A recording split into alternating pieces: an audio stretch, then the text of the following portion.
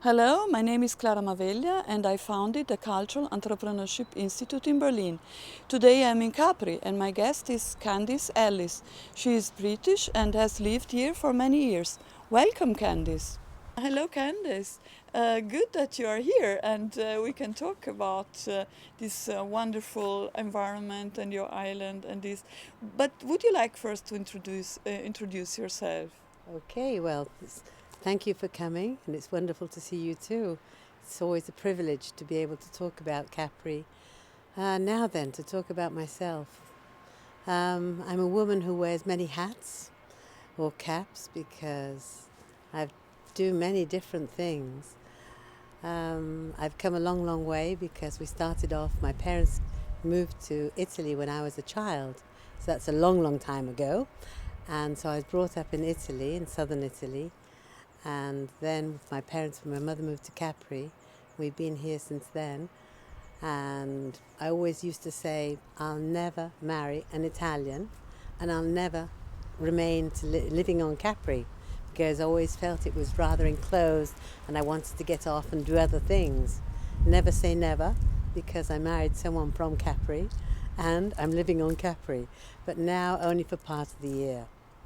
So, because it was difficult picking up on a life because, first of all, I'm a mother and a wife, but then I also love teaching because I love my job as a teacher too, and then meeting people also with the work we do here on this property. So, can you say what made you the person you are today, or are many little? I say many different things. Certainly, a big responsibility was my mother, because she was a very strong personality, a very interesting person, and she was the one who made probably the most important choices in our lives to come to Italy, to move to Capri, and that's obviously made a big difference. And she had a big influence on my life, and so yes. What's made me the way I am today? Also, having the children, my husband, who calmed me down a lot because otherwise would have been a very different person. Because I was very ebullient and liked to do things. I was the first woman on the island to have a scooter, a Vespa, to ride a Vespa. So I used to go all to school to Naples. I used to go every day down to the port, get the hydrofoil, go to school, and then come back. And so I used to do it on my little Vespa. And so, but I always wanted to get off and do other things. And so I've been able to do it. It's always trying to look after the family. But I've had a wonderful family behind me who's allowed me to do things. But the very impressive things now thing that we see now is exactly this beauty. It's a really breathtaking beauty here. So the question I really have want to pose is: do you ever get used to beauty like Never. that? No. Personally, never. It's always fantastic to wake up with this view in the morning, and it's every day, it's always different. You can have the summer days with the boats when we're overlooking the yachts and we get the binoculars and we see what they're having for breakfast. Or in the winter, you can see the dolphins playing in the bay. And it's always fantastic, and it's always an uplifting to the day, whatever the day, because that's another thing of Capri, the luminosity. That's why my mother came here, because she was an artist, a fashion artist. And like all Northern Europeans, they like the light. And so Capri has fantastic luminosity. And this is one thing, even on a dull day, it's always luminous. So, how British do you feel living in Capri? Yes and no, because I was a young child when I moved to Italy. And so I would say I feel a non-caprese. In other words, I'm not an islander, but I can understand the islanders because I've lived here and grew up here with a lot of the local people. But I've used my Britishness.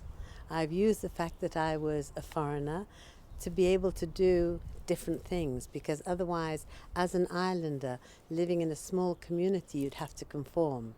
Whereas being a foreigner, I could use that foreignness to be able to do what I wanted to do, like have a Vespa and get away with it, because otherwise you couldn't do. Girls don't do things like that. So it's a kind of protection. It was a way of, yes, and also freedom. Okay. Freedom, getting away from the mentality in many ways here that I found rather oppressive sometimes. So I used my foreignness a lot for that. Probably that more than anything else. Otherwise, no, I feel European. But then I really have to ask, what's about Naples? It's just across the water, but so different. Very, very different. Capri is quiet and nature, whereas Naples is confusion, chaos, and dirt. But it's a city, it's a vibrant city, a city that you can really live. I can remember my first impression as a child coming from England, Naples, thinking, oh my God, a city with no trees, there's no green, no parks. But now Naples is one of my favorite cities. I love Naples because there are many different stratas, and if you can just get behind all that confusion and all the dirt and the shouting of in the chaos, it really is an interesting city. It has so many, the history is fantastic. And also the Neapolitan people. They are wonderful people. I have many Neapolitan friends, and I always have great fun with them. They're people with great generosity, and I've never felt particularly threatened in Naples. Obviously, you have to be careful. It's a big metropolis, the same that can be in any big place, but the Neapolitans as such, I've never felt threatened by them. I always feel that they're there. When my mother was in hospital or our son was in hospital, all the other people were looking after our son, and our son has always said, oh, the best days of my life, because there were so many other Italian mamas looking after me. That is typical because they're very altruistic people. We are sitting on this wonderful terrace and a wonderful view and all this. But actually, could you tell us a bit more about what does it mean owning a property like this? The responsibility, the history. What is your part in this? The good and the bad. Yeah, and the history. The history was the property was owned by my husband's family. And so none of the family, this is again is the mentality. When we got married, this was considered a long way from the center. Capri is only a small island, but people consider this to be a long way away, out in the sticks, in the country. And so it was wonderful that we could come and live here. And then slowly, it's taken us over 30 years to do what we've done on the property, because everything takes a long time on Capri. Everything is very complicated because you have to bring all the building material over from Naples. Everything is carried by hand. The cement is mixed by hand. You don't really have the big machines or the big lorries that can come in with all the cement. So everything you have to really concentrate, study. So the house, the property's grown round us. I would say every plant, it's taken a while to study that type of plant because it's very tropical here. You can tell it's April, but how warm it is down here. We've often had Christmas Day eating outside. It's so warm. So deep down, I would have liked to have had an English garden. We tried at the beginning, but the English plants did not like this climate and this position. So now we have the sort of the typical plants that will grow next to here. It's a big responsibility because to own a property like this in such a beautiful position, it's to keep it for the next generations too, and to pass something on, because Capri is a spectacular island, and it's an island that should be preserved much more than they're doing. I don't think this is a problem. The locals, Italians, don't realize how lucky they are. They live in a spectacular country. They're surrounded by beauty, surrounded by history, but they don't appreciate it. They just take it for granted. It's in their DNA, but sometimes they just tend to tread on it without preserving it. And this is very much what's happening also on the island. To them, the island, they see the island, the local people, just as a way of earning money. There aren't that many people who really appreciate what there really is. And it's more the foreigners we've been able to sort of to try and bring out and sort of teach them and say, look, this is something you should really appreciate. There's like, for example, a Swedish professor who had a house on the island. In order to preserve the country around him, the countryside, he had to buy all the land, and he's made a philosophical garden. We had to do the same thing because they were wanting to build a hotel underneath us. So we had to buy all the land underneath us. And so, and we've just left it the way, just natural, and because it would be too much to look after because we have enough to keep an eye on already.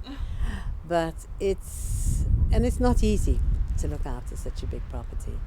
It takes a lot of work, and there's always lots to do. But also it's wonderful because there's always something that we can build on for the future. Small little details that you can do, like an amphora, moving it from one place to another, because there are some beautiful things that you can have available from around here. Mm. But what fascinates you especially in this kind of mission, actually?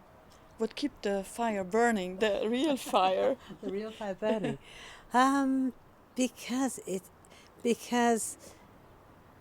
such a pity that the local people don't see that they can ruin the place so easily. And Capri is a truly spectacular place. It really is. And it should be preserved for as long as possible, because a lot of damage has been done in the 30, 40 years that I have been on the island. But still, let's hope in the future they're not going to do it.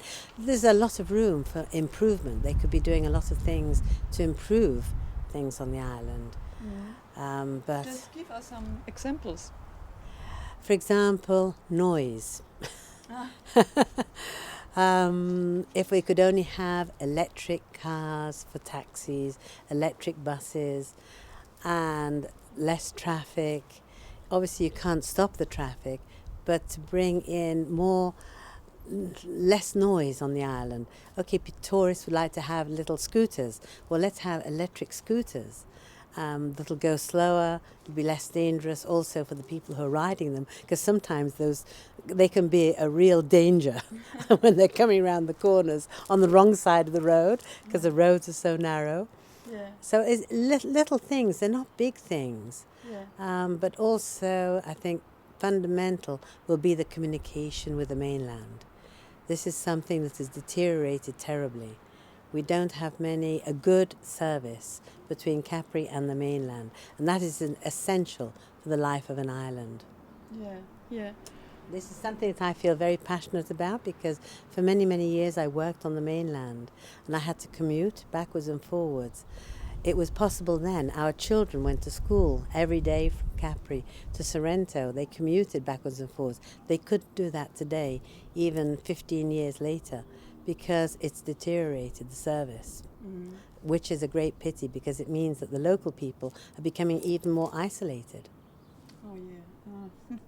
But around here, everything, it looks very natural. As you said, you were also doing something for that. But how much disciplines does it take, actually? I think the discipline is leaving nature to take over, trying to keep my pruning scissors under control sometimes. No, because the less we do, it's incredible what nature will do. Because if you see here, not many years ago, there was an incredible fire, because fire is a big problem on the island too. Because sometimes when it's very dry in the summer and with all the pine trees, and there was a big fire and the house was burnt. This is before we moved in here. And so it's incredible how nature has returned, even more beautiful than before. And so that's why I think we should respect. That's why my respect is for nature. And then what nature and the birds do. and to follow from there. But can you explain your business model? So you have people coming here in the summer and you share this joy of life with them. Yes. And can you Yes, tell us a bit about it? The original idea was we started out friends of family coming to stay and friends coming to stay, friends of friends coming to stay. Then I thought we could do something better, sort of letting them really enjoy the property with us, because we have a vegetable patch, and then they can enjoy some of the produce. They can go and pick the tomatoes or the lettuce or the grapes, whatever is growing during the season, the various seasons, and have a feeling of what it's like living on a property in Capri. But truly, and some of them even help us to do the watering, sweeping, and we've just had some Australians now staying, and they loved it here, and they said even though the weather was not very good, but they were sweeping and taking some of the weeds out of the garden, and because they felt so at home, and this is what we enjoy. Yeah. How important is being a team? So you and your husband, are you a team? Yes, very much so.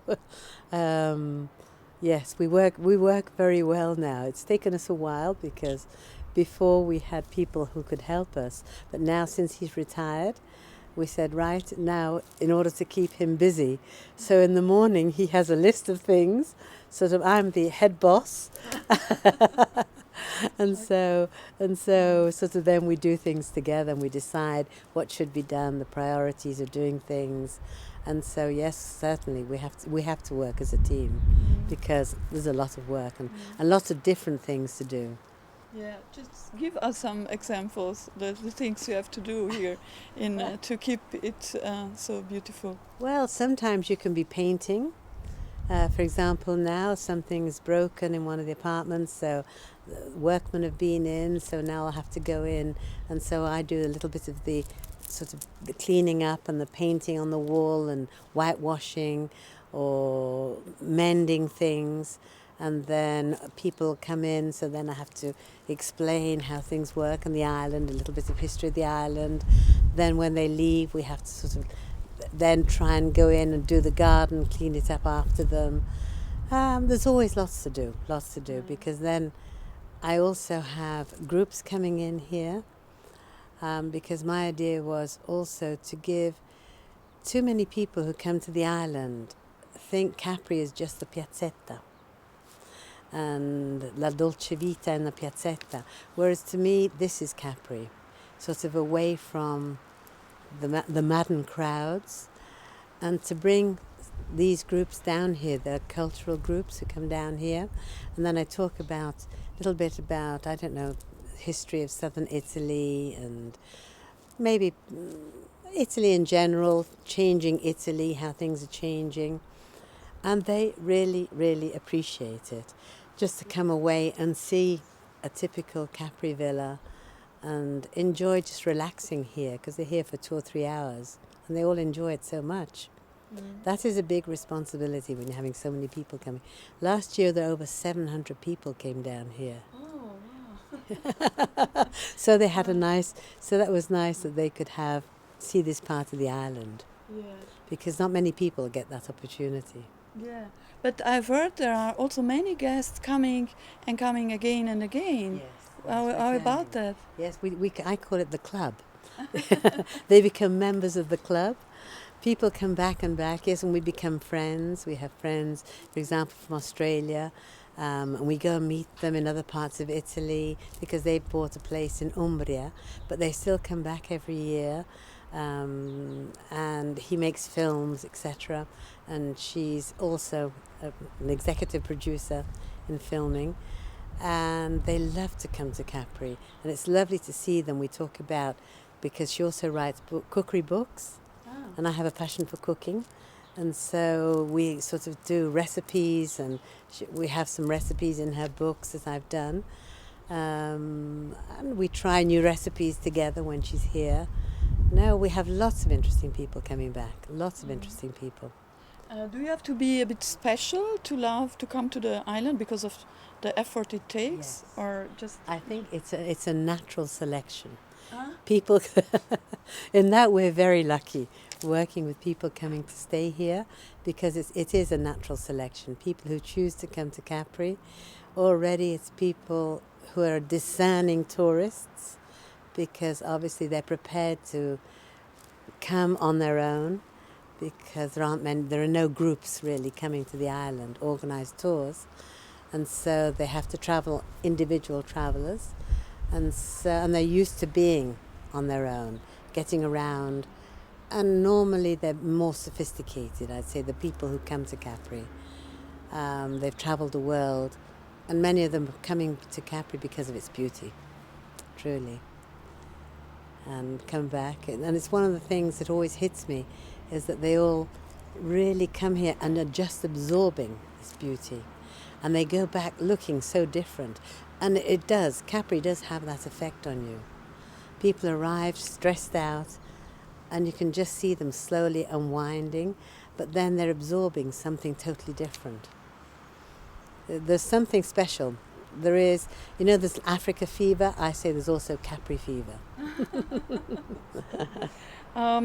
So for sure, our environmental concerns very important here too. I note you make careful use of water, and in your irrigation system around here, and you are composting waste. And can you tell us more about what you can do here too in that sense? I've always done that as much as possible. That's probably British heritage because my father was great in the garden, a fantastic gardener, and was always very proud of his compost. And so from the day go, we always had, long before they started composting in Italy and long before they started on the island, we always had a compost. And then with water, we've always been very careful with water. Originally because it was so expensive. I can remember my mother saying, my goodness, on this island, it's cheaper to brush your teeth in champagne than it is with water.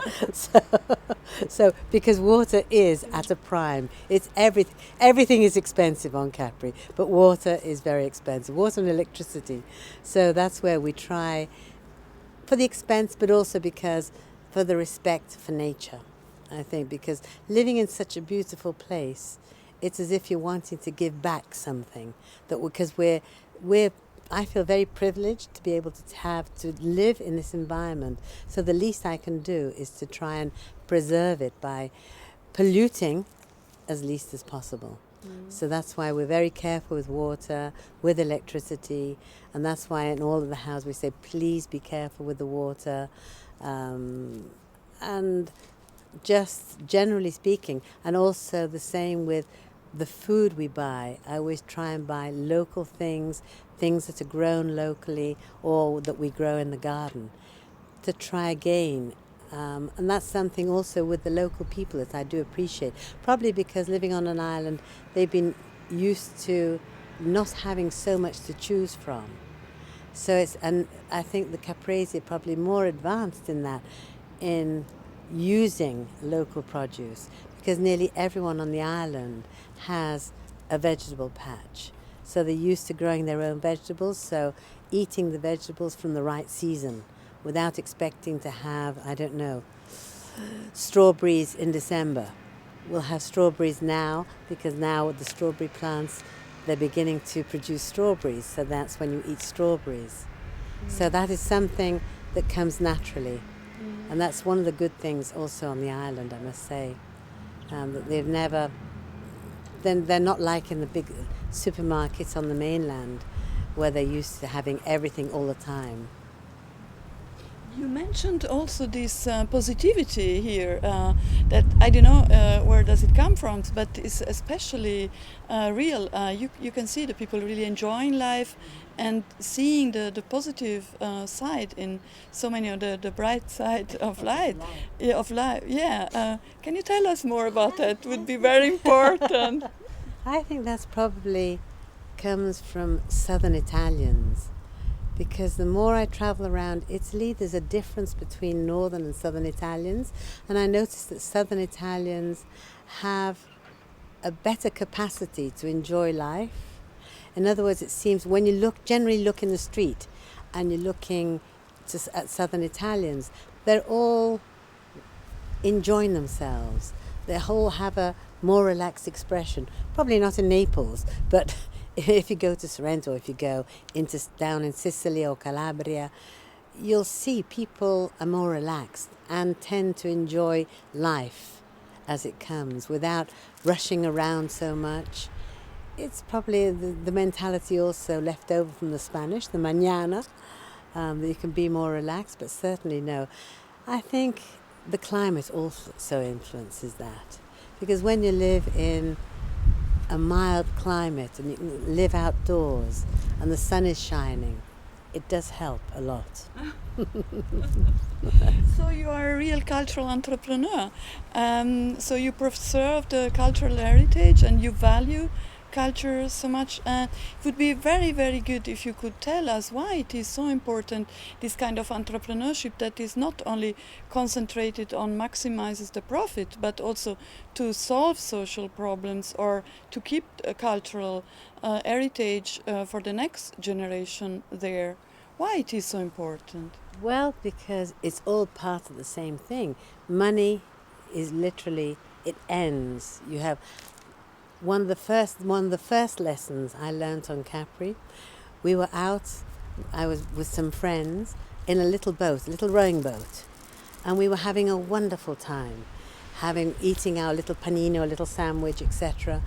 And we were next to this big yacht, obviously owned by very, very rich people. They were all looked so bored sitting there. We were having a ball jumping in and out the water and enjoying ourselves, and they looked so bored. And that was my first lesson. Money does not bring happiness. That's what I thought then. And you realize now, money does not bring happiness. So that's why there are other things, other facets in life that are so important. Money is important, but it is not everything. Other things, this is why today with children we need to be able to show them that also to widen their horizons is important, to be able to accept also some of the problems that are happening today in the world. Look at these immigrants coming in when we have part of the country who's saying no, we shouldn't accept them, but what can you do? We have to be more open. This is part of the life we're living at the moment. We're paying the consequences of some historical mistakes that were made in the past, but we have to be more open and see what the consequences will be, rather than just be so closed off. And this, I think, can be a problem today, when people think that just by studying or making money, you can be too limited.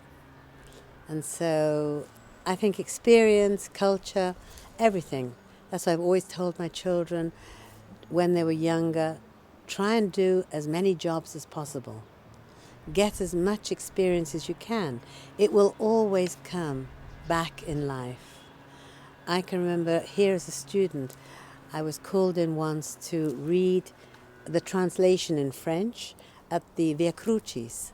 And I can remember trembling like mad, thinking, oh my goodness, in front of the microphone in the church.